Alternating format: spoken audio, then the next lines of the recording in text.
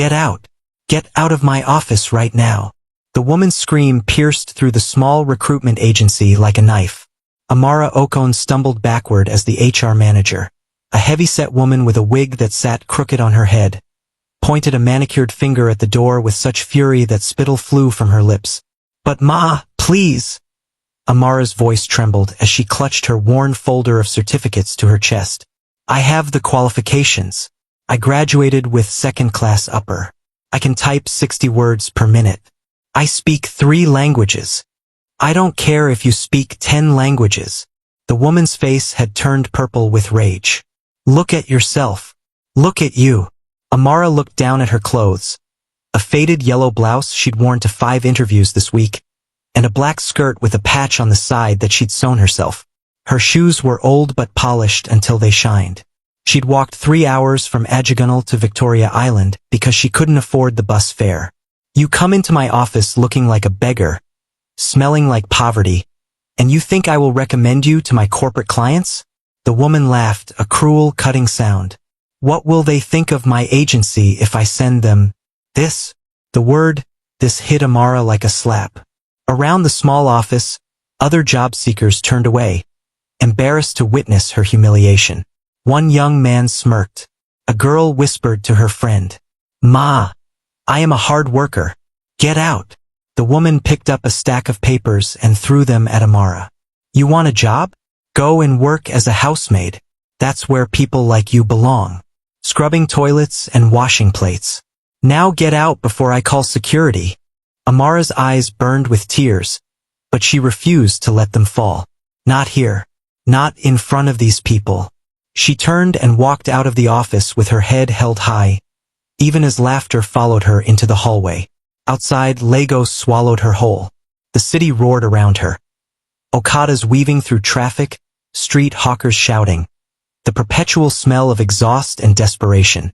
Amara stood on the sidewalk as the afternoon sun beat down mercilessly, and finally, the tears came. She was 24 years old, an orphan since she was 16. She'd put herself through university by selling pure water during the day and working as a night guard at a pharmacy. She'd graduated top of her class in business administration. She spoke English, Igbo, and Yoruba fluently.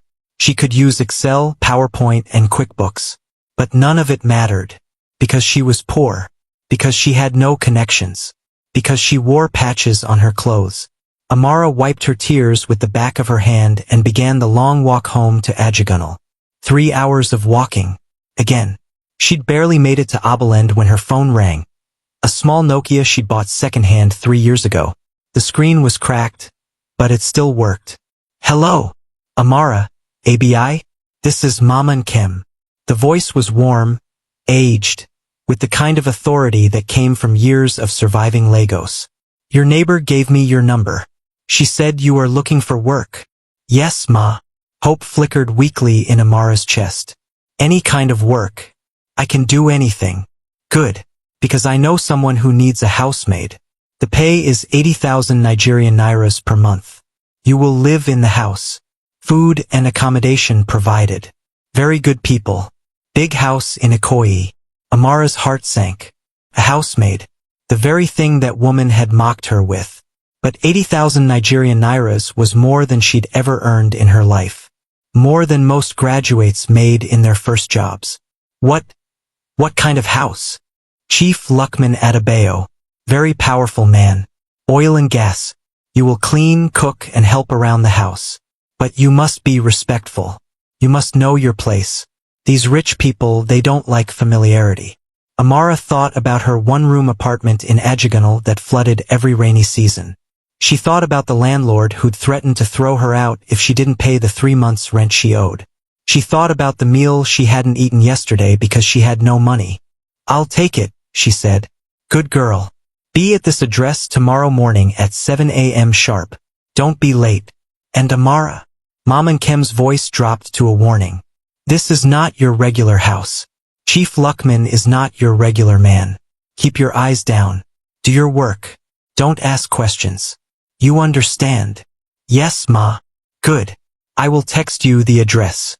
The next morning, Amara stood outside the gates of what could only be described as a palace.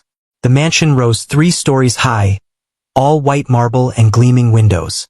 The compound was so vast she couldn't see where it ended. A fountain, an actual fountain, stood in the center of the circular driveway. Security men in black uniforms patrolled the perimeter. Amara looked down at herself. She'd worn her best outfit. A simple blue dress she'd bought from Yaba Market 2 years ago. It was clean and pressed. But standing before this monument to wealth, she felt like an ant approaching a mountain. She pressed the intercom button at the gate. Yes. A bored male voice crackled through. Good morning. My name is Amara Okon. Mom and Kem sent me. I'm here for the housemaid position. Silence.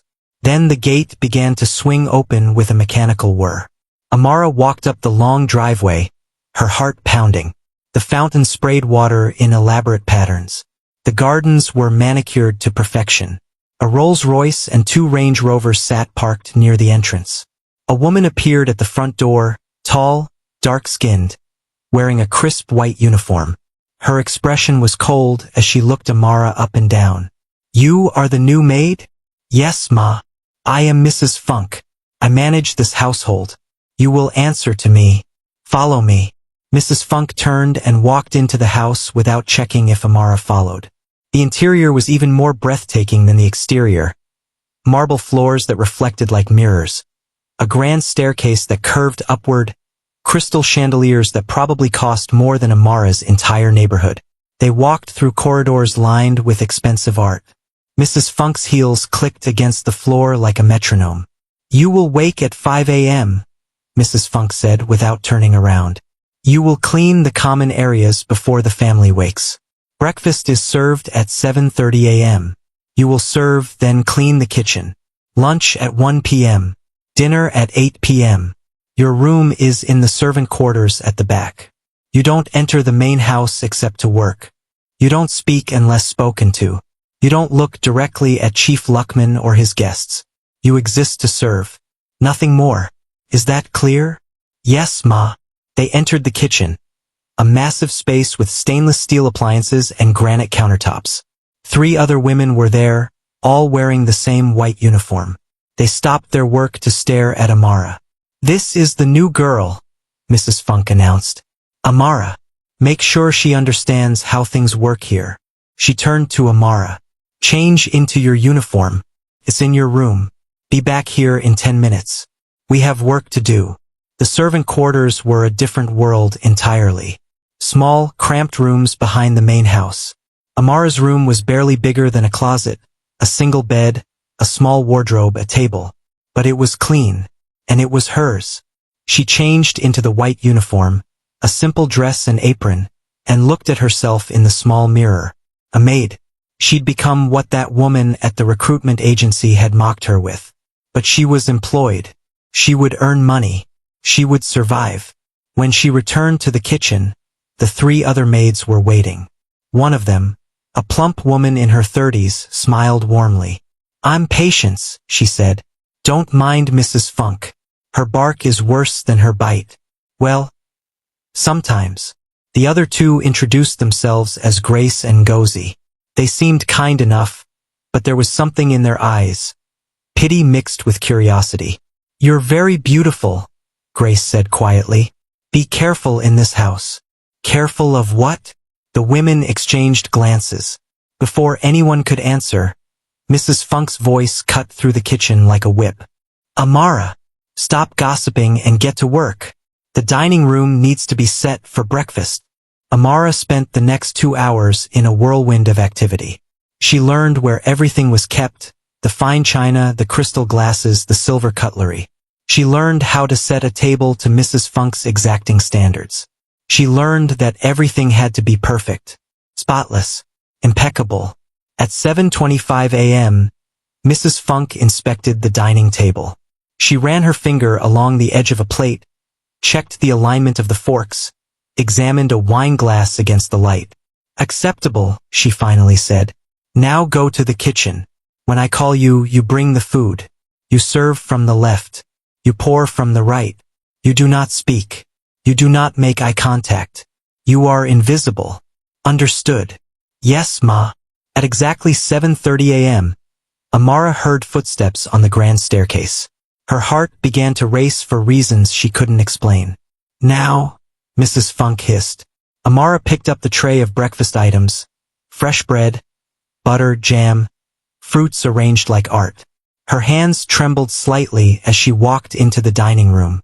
A man sat at the head of the long table. Chief Lukman Adebayo. He was not what Amara expected. She'd imagined an old man, perhaps fat and loud like so many wealthy Nigerian men she'd seen. But Chief Lukman was different. He was perhaps 40 years old, tall and lean, with the kind of presence that filled a room without effort. His skin was dark and smooth. His head was cleanly shaven.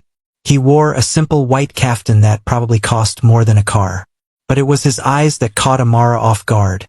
Intelligent, piercing, missing nothing.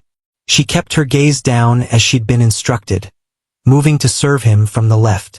But as she placed the bread basket on the table, she felt him watching her. "You're new," he said.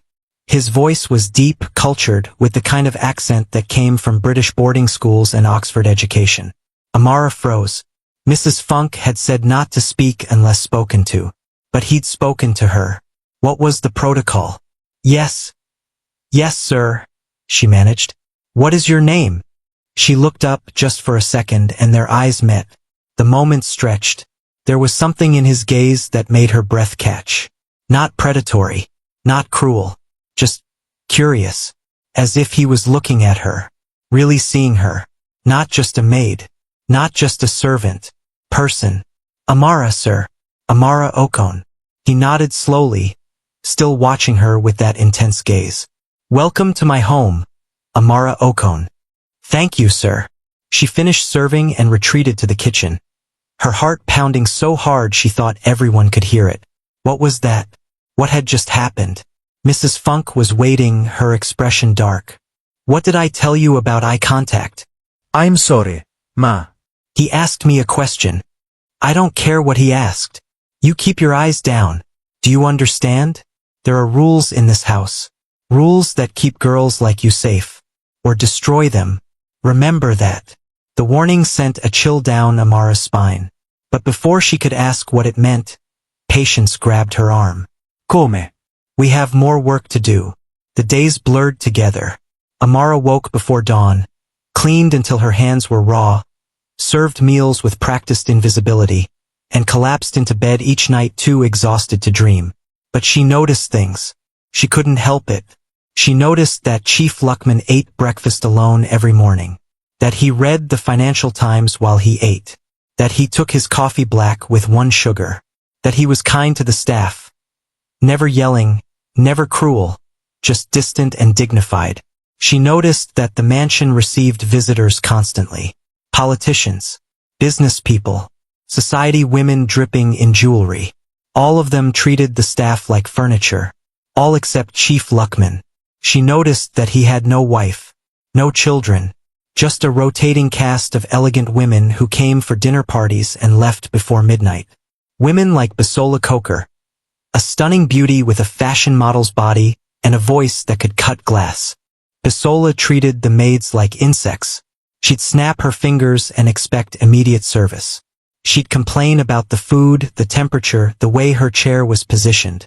And she talked about Chief Lukman as if he was already hers. "My future husband," she'd say loudly during dinner parties, her hand possessively on his arm. "Chief Lukman and I will make such a powerful couple. Our families have been planning this union for years." Amara served silently, her face neutral, but something twisted in her chest whenever Bisola spoke. One evening, 3 weeks after she'd started working there, Amara was cleaning the library. A massive room filled with books from floor to ceiling. She loved this room. Sometimes, when she was sure no one would catch her, she'd pull down a book and read a few pages before getting back to work. She was dusting the shelves when she heard voices approaching. Male voices, arguing. Amara knew she should leave immediately. But the voices were right outside the door, and if she left now, they'd see her. Think she was eavesdropping. She did the only thing she could. She hid behind the tall bookshelf in the corner and held her breath. The door opened. Chief Lukman walked in with two men. One was an older politician Amara recognized from the news. The other was younger, sharper, with the calculating eyes of someone who did dirty work. "You're making a mistake, Lukman," the older man said. His voice was heavy with threat. "The minister expects your cooperation. This oil block is worth billions. All you have to do is sign the papers and stay quiet about where the money goes." "And if I don't?" Chief Lukman's voice was cold. "Then we find someone who will. And you might find your business licenses mysteriously revoked. Your accounts frozen. Your reputation destroyed. You know how these things work. Are you threatening me, Senator? I'm reminding you of reality. You're a powerful man, Lukman. But power is fragile. Especially for someone like you, no political family, no military connections, no traditional title. You made your wealth through intelligence and luck. Both can run out." Silence. Then Chief Lukman laughed. But it wasn't a happy sound. "Get out of my house. Lukman, get out. And tell your minister that I don't do business with thieves. He wants the oil block. He can compete for it fairly. Otherwise, I'll expose this entire scheme to the press. You'll regret this. Perhaps. But I'll sleep well tonight. Can you say the same?" The men left, their footsteps heavy with anger. Amara waited, frozen behind the bookshelf, her heart racing. She just overheard something dangerous. Something that could get people killed in Nigeria. She heard movement. Chief Lukman hadn't left. She could hear him pacing. Then a sound that made her chest tighten. A long, weary sigh. The sound of a man carrying the weight of the world alone. "You can come out now," he said quietly. Amara's blood turned to ice. How did he know? Slowly, she stepped out from behind the bookshelf, her head bowed. "I'm sorry, sir. I was cleaning and I heard voices. I didn't want to intrude. How much did you hear?" She could lie. She should lie. But when she looked up and met his eyes, she found herself telling the truth. "Everything, sir." He studied her for a long moment. She expected anger, expected to be fired, possibly worse. Instead, he smiled. A real smile, the first she'd seen from him. "And what do you think I should do, Amara Okon?" The question surprised her. "Me, sir?" "Yes, you heard the conversation. You're clearly intelligent. I've seen you reading my books when you think no one's watching." He saw her eyes widen and his smile deepened. "I notice more than people think. So tell me, what would you do?"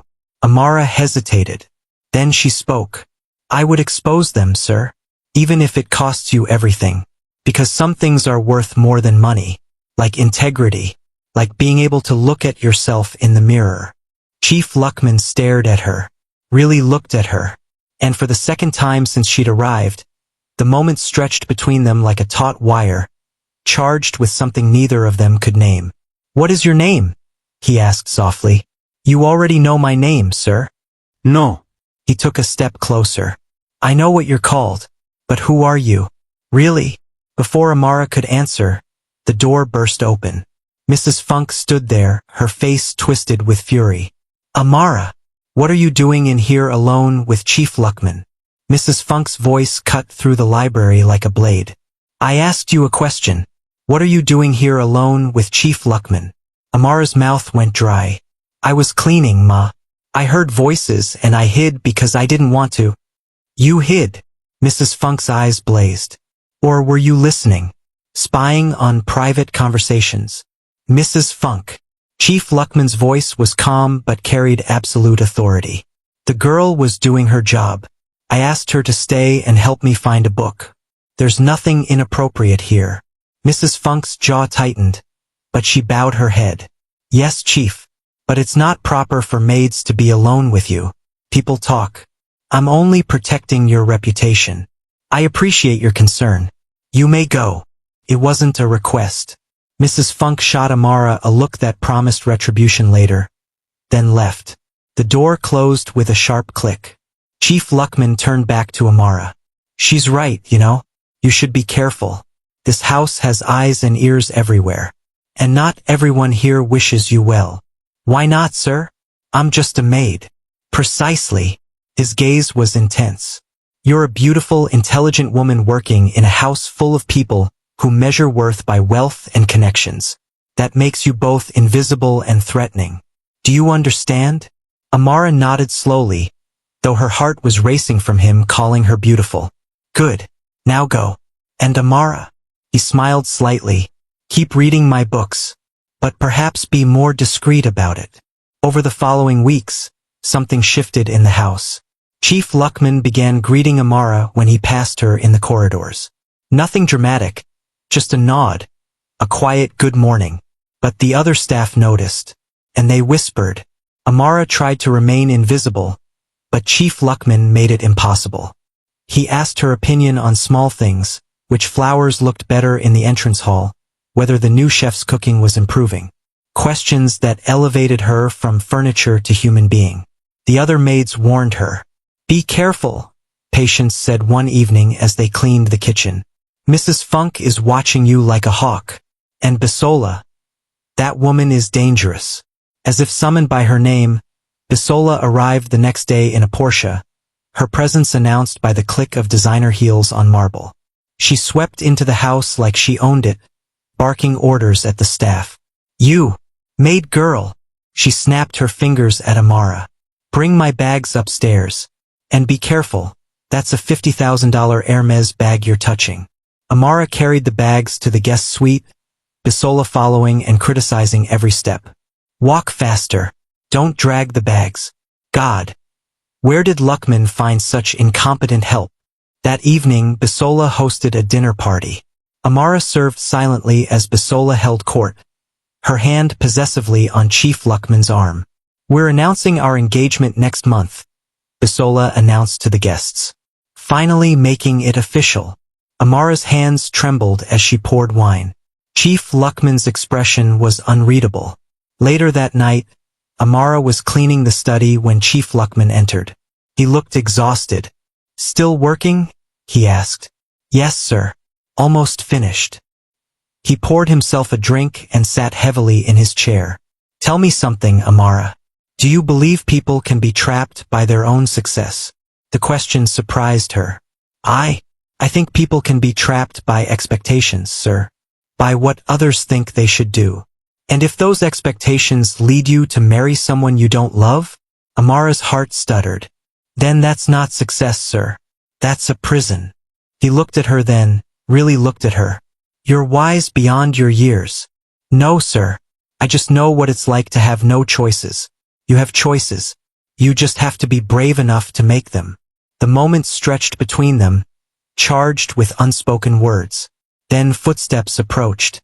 Chief Lukman stood quickly, and Amara busied herself with cleaning. But something had changed. They both felt it. The next morning, Amara found an envelope in her room. Inside was 50,000 Nigerian nairas in cash and a note in elegant handwriting. For your wisdom, keep being brave. Ella. She stared at the money, tears in her eyes. It was more than she'd saved in her entire life. That afternoon, Mrs. Funk summoned all the staff to the kitchen.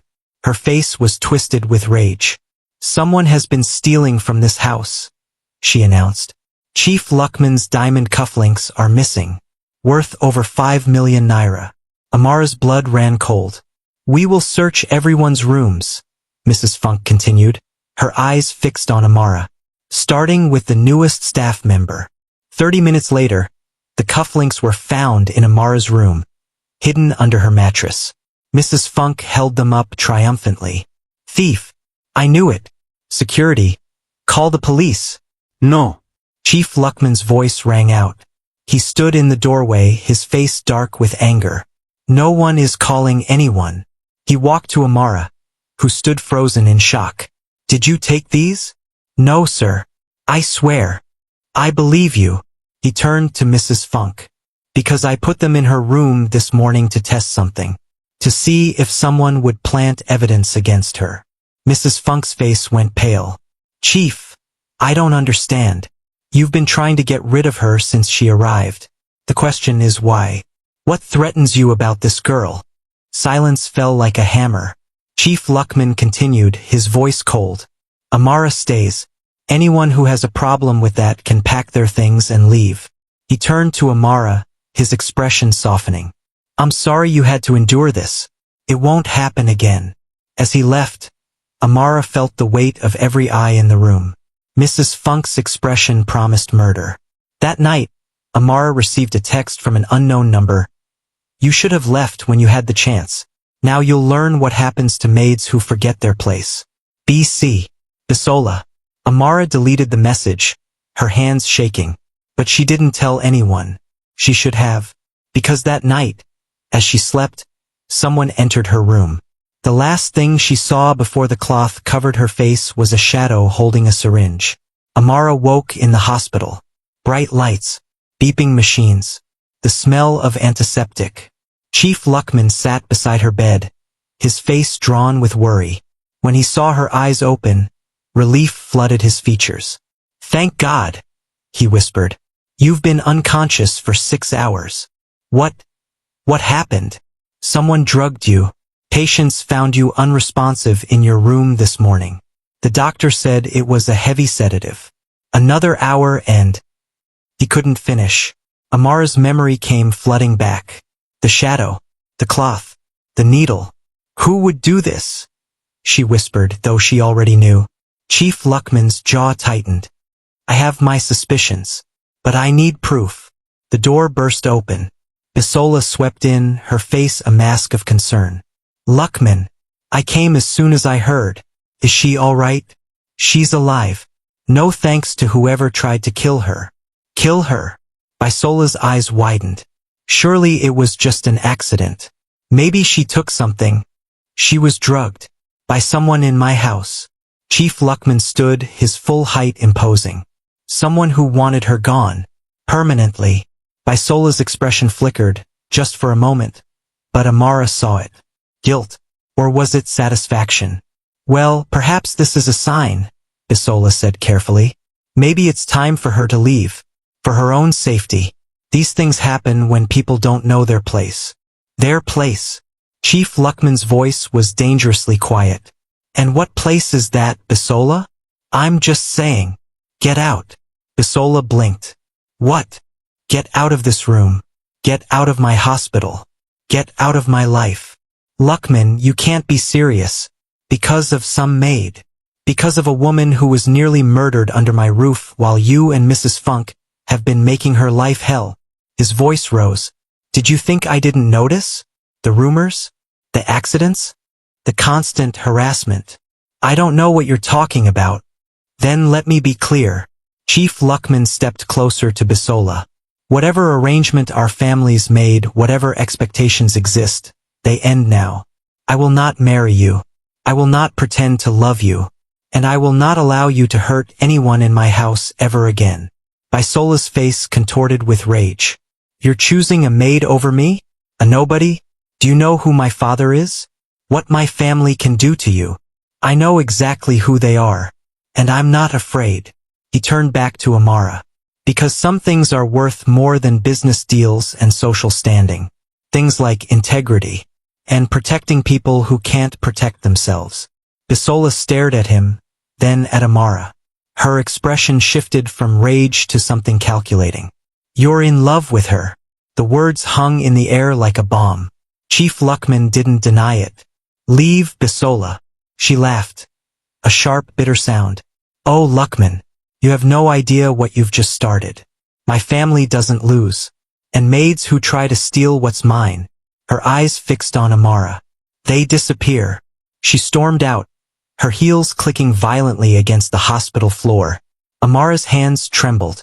Sir, you shouldn't have done that. She's dangerous. Her family is powerful. And I'm not. Chief Lukman sat back down, taking her hand gently. Amara, I've been a coward. Letting them think they could control me. Letting them hurt you because I was afraid of the consequences. His thumb traced circles on her palm. But nearly losing you made me realize something. What? That some things are worth fighting for. Amara's heart pounded. Sir. Lukman. Call me Lukman. That wouldn't be proper. Nothing about this is proper. He smiled sadly. But it's real. And I'm tired of pretending it's not. Before Amara could respond, Mom and Kim burst into the room, her face stricken. Amara, thank God you're alive. I heard what happened and I came immediately. She pulled Amara into a fierce hug, then turned to Chief Lukman. Chief, with all due respect, this girl needs to leave your house. It's not safe. I agree, Chief Lukman said, which is why I'm moving her to a secure apartment.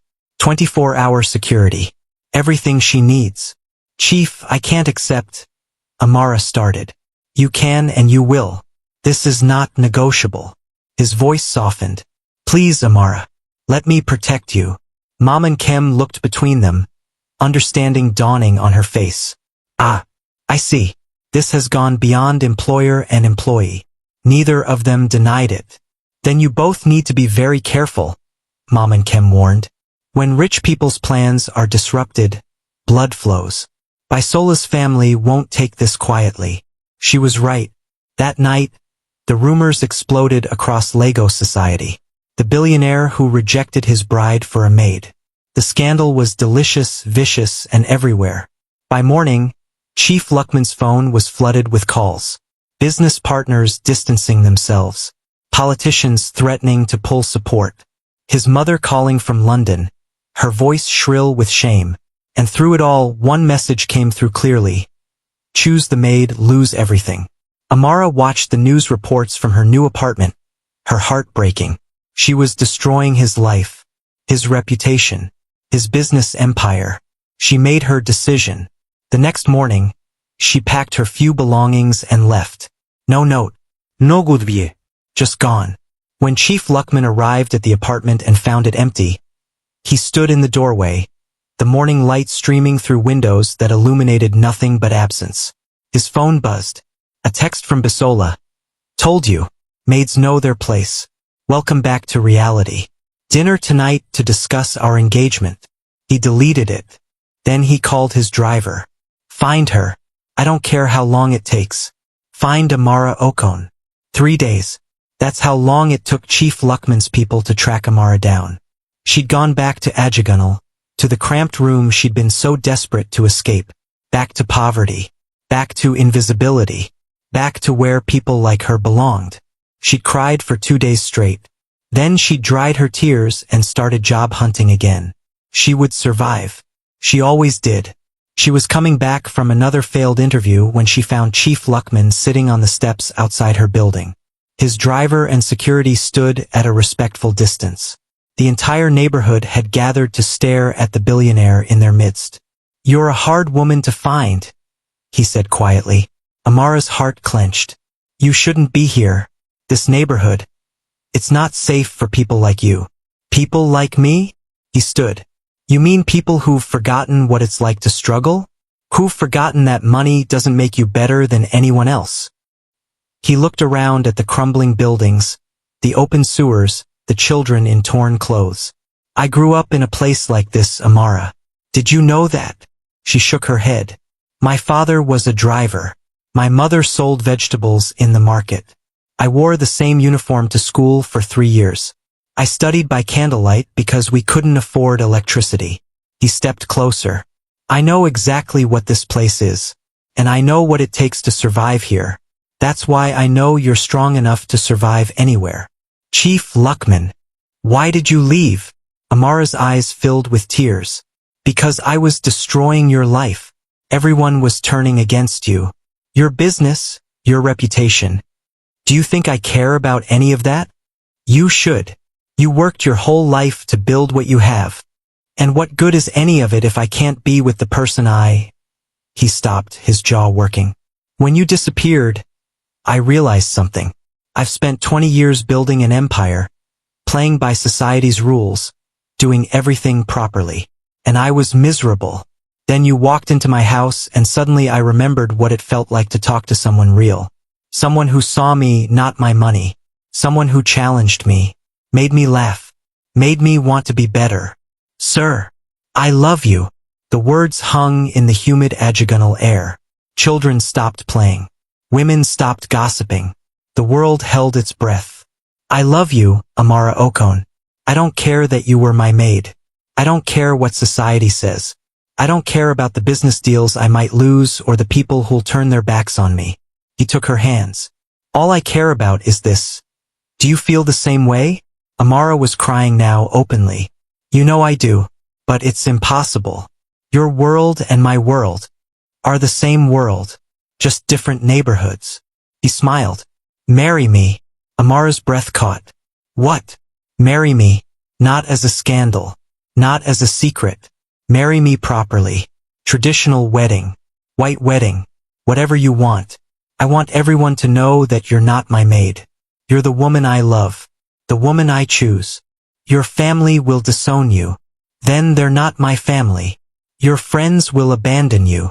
Then they were never friends. You'll lose everything. No. He cupped her face gently. I'll gain everything. Because none of it means anything without you. Amara looked into his eyes and saw the truth there. This man, this powerful, wealthy, brilliant man, was offering her not just his name but his entire world. Knowing it might cost him everything. Yes, she whispered. Yes, I'll marry you.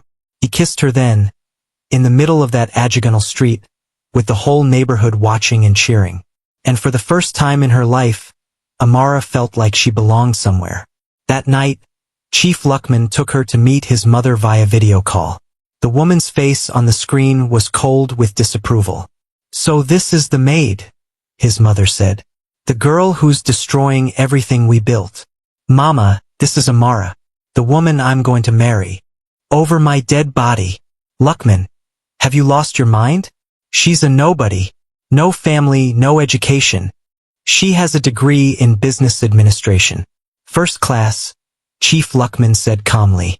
She speaks 3 languages. She's intelligent, kind, and strong. Everything you taught me to value. I taught you to value your heritage, your position in society. You taught me to value character over convenience. And Amara has more character than anyone I've ever met. His mother's expression hardened. Marry her and you're no longer my son. The words cut deep. Amara saw the pain flash across Chief Lukman's face. But his voice remained steady. Then I'm sorry to lose you, Mama. But I won't lose her. He ended the call. Amara threw her arms around him as he grieved the family that chose pride over love. The next morning, the announcement hit the news. Billionaire Chief Lukman Adebayo to marry former maid Amara Okon in Wedding of the Year. The backlash was immediate and vicious. Social media exploded with mockery, think pieces about gold diggers, and vicious attacks on Amara's character. But Chief Lukman posted one response. I'm marrying my best friend. If that bothers you, don't come to the wedding. Then Bisola made her move. She held a press conference, tears streaming down her face, claiming Chief Lukman had broken their engagement cruelly, that Amara had seduced him, used witchcraft, destroyed a family alliance. The story went viral. Hashtag Justice for Bisola trended. Protesters gathered outside Chief Lukman's company headquarters. Amara watched it all from the hotel suite he'd moved her to, her heart breaking. She was ruining his life. Maybe she should. The door opened. Chief Lukman walked in with a manila envelope. What's that? She asked. Evidence. He smiled grimly. Remember the drugging? I had a private investigator look into it. Turns out Bisola paid one of the maids to do it. There are texts, bank transfers, everything. Amara's eyes widened. She tried to kill me. Yes. And now everyone's going to know exactly who Bisola Coker really is. He pulled out his phone. Should I release it? Amara thought for a moment. Then she shook her head. No. Let her destroy herself. We don't need revenge. We just need to be happy. Chief Lukman looked at her with such love it took her breath away. How did I get so lucky? You offered a desperate girl a job. That's all. No. He pulled her close. Destiny offered me you. That's everything. But that night, as they slept, neither of them heard the window sliding open. Neither of them saw Mrs. Funk enter with a knife glinting in the moonlight. The knife gleamed in the moonlight as Mrs. Funk crept toward the bed where Chief Lukman and Amara slept. Her face was twisted with rage and madness. Years of resentment had finally boiled over. She raised the blade. The light flicked on. "Drop it, Funk." Mom and Kem stood in the doorway with 2 police officers. Mrs. Funk spun around, the knife still in her hand. Chief Lukman and Amara jerked awake. "You!" Mrs. Funk spat at Mom and Kem. "You brought this whore into the house. You ruined everything." "I brought a hard-working girl who needed a job," Mom and Kem said calmly. "You're the one who chose evil." The police moved forward. Mrs. Funk lunged at Amara with a scream, but the officers tackled her. The knife clattered to the floor. "It should have been me," Mrs. Funk shrieked as they cuffed her. "I've worked for him for 15 years. I loved him first. But he never saw me. Never." Then this girl walks in and suddenly, her voice broke into sobs. Chief Lukman stared at her in shock. "Funk, I had no idea." "Of course you didn't. I was just the help. Just like her. Except she's young and pretty and I'm nothing." They dragged her away, still screaming. Amara stood trembling, realizing how close she'd come to death. Chief Lukman wrapped her in his arms. "It's over now. It's finally over." But it wasn't. The next morning, Chief Lukman received a call from his bank. His accounts had been frozen. Then his lawyer called. 3 of his major business partners were pulling out of deals, citing reputational concerns. Then his board of directors demanded an emergency meeting. The message was clear. "Marry Amara, lose your empire." He sat in his office, staring at the city skyline, the weight of the decision crushing him. Everything he'd built, 20 years of work, billions of naira, thousands of employees depending on him. Or Amara. The door opened. His business advisor entered, his face grave. "Chief, I've run the numbers. If the current partners pull out and the banks continue the freeze, we're looking at bankruptcy within 6 months. Everything you've built will collapse. And if I end the engagement, everything returns to normal. The deals come back. The accounts unfreeze. Life continues." Chief Lukman was silent for a long moment. Then he smiled. "Then let it burn. Chief, I've been controlled by other people's expectations my entire life, doing what's smart, what's proper, what preserves my wealth and status." He stood. "But I've never been happy. Not truly. Not until her." "You're really willing to lose everything?" "I'm not losing anything. I'm choosing what matters." That afternoon, Chief Lukman held his own press conference. Cameras flashed. Reporters shouted questions. He stood at the podium, calm and certain. "I've heard the criticism, the mockery, the threats. People say I'm throwing away my legacy for a maid. But here's the truth. Amara Okon is not just a maid. She's a first-class graduate who worked her way through university while orphaned. She speaks 3 languages. She reads philosophy and economics. She's intelligent, compassionate, and stronger than anyone I've ever met." He paused, his voice thick with emotion. "And she sees me, not my money, not my status, me. So yes, I'm marrying her. And if that costs me everything I own, then I never truly owned anything worth keeping." The room erupted in questions. He ignored them and walked out. Amara watched the conference from Mom and Kem's house, tears streaming down her face. Mom and Kem squeezed her hand. "That man loves you more than life itself." "I know. That's what terrifies me." That night, Chief Lukman arrived at Mom and Kem's house. He knelt before Amara in traditional Igbo fashion. "Amara Okon, I've given up on pleasing everyone else. Now I only want to please you. Will you still marry me? Even if we end up in a 1-room apartment in Ajigunal? Even if we have to start over with nothing?" Amara pulled him up, laughing through her tears. "You're an idiot. A beautiful, stubborn idiot. Is that a yes?" "That's a yes." He kissed her and Mom and Kem cheered. But miracles have a way of surprising everyone. The next morning, 3 of Nigeria's most powerful businessmen, rivals of those trying to destroy Chief Lukman, called him. They'd seen the press conference. They'd been disgusted by the blackmail. And they were offering full partnership and financial backing. "We don't do business with people who can be controlled," one said. We do business with men who stand by their principles. Welcome to the table, Chief. Within a week, Chief Lukman's empire wasn't just stable. It was stronger, bigger, because integrity, it turned out, was the most valuable currency of all. And Bisola? Her attempt to destroy them had backfired spectacularly when the evidence of her murder plot leaked online. Her family disowned her. Her social standing evaporated. She disappeared from Lagos society entirely. 2 months later, Chief Lukman stood in Amara's village, negotiating her bride price with elders. He paid triple what they asked and added scholarships for every girl in the village to attend university. Your daughter has taught me what true wealth is, he told them. It's not in bank accounts. It's in the richness of character. And she is the wealthiest person I've ever met. The village erupted in celebration. And as Amara watched this billionaire haggle with her relatives over palm wine and cola nuts, she finally understood. She hadn't married up. They'd simply found each other. The wedding was the event of the decade. Not because of the expense, though Chief Lukman spared nothing, but because of what it represented. The traditional ceremony in Amara's village drew thousands. Chiefs, governors, and business titans sat on plastic chairs beside farmers and fishermen. Amara wore traditional Igbo bridal attire, her neck heavy with coral beads, her face painted with uli designs.